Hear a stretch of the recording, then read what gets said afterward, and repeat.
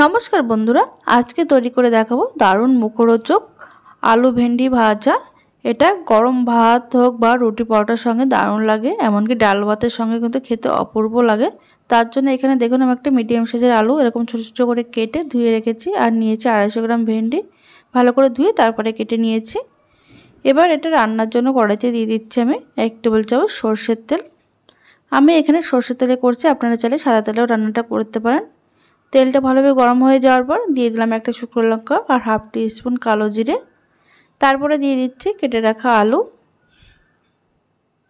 গ্যাসের আঁচ এই সময় আমি মিডিয়ামে রেখেছি, মিডিয়ামে রেখে আলুগুলো আগে 1 মিনিট একটু ভেজে নিতে হবে।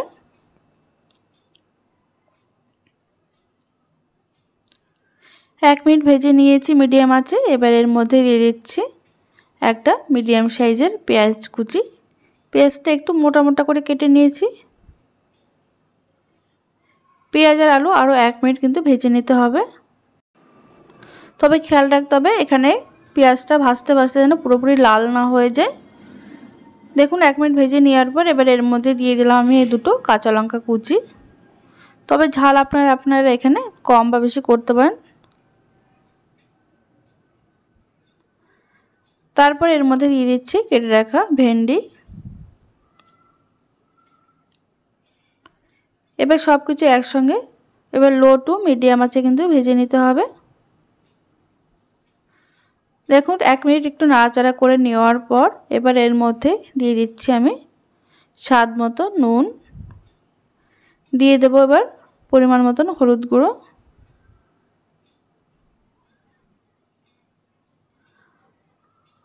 নুন আর হলুদ দিয়ে 30 থেকে 40 সেকেন্ড একটু ভেজে নিতে হবে এইভাবে। তারপর এটা ঢাকা দিয়ে রেখে দেবো আমি 2 মিনিট একদম লো টু মিডিয়াম আঁচে। মাঝে একবার আমি ঢাকনাটা খুলে কিন্তু একটু নাড়াচাড়া করে দিয়েছিলাম। এখনও কিন্তু ভেন্ডি আর আলু পুরোপুরি সিদ্ধ হয়নি। দেখুন একটু নাড়াচাড়া করে দেওয়ার পর এবার এর মধ্যে দিয়ে দেব পোস্ত। এখানে দিয়ে দিচ্ছি আমি 1.5 চামচ পোস্ত। এই পোস্ত দেওয়ার কারণে এইটা খেতে কিন্তু দুর্দান্ত হয়, একদম মুখরোচক। এটা এমনিও খেতে যতটা ভালো লাগে তেমন ডাল ভাত হোক বা রুটি পরোটার সঙ্গে খেতে দারুণ লাগে। দেখুন পোস্ত দিয়ে একদম লো আছে, এবার কিছুক্ষণ নাড়াচাড়া করে নিতে হবে।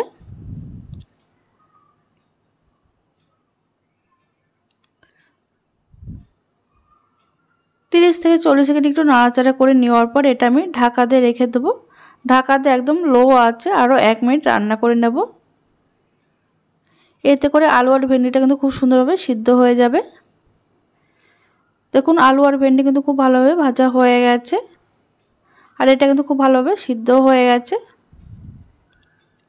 হালকা যখন একটু হালকা এরকম দেখুন পোড়া পোড়া কালার আসবে তখন কিন্তু এটা আরও খেতে আরও বেশি ভালো হয়।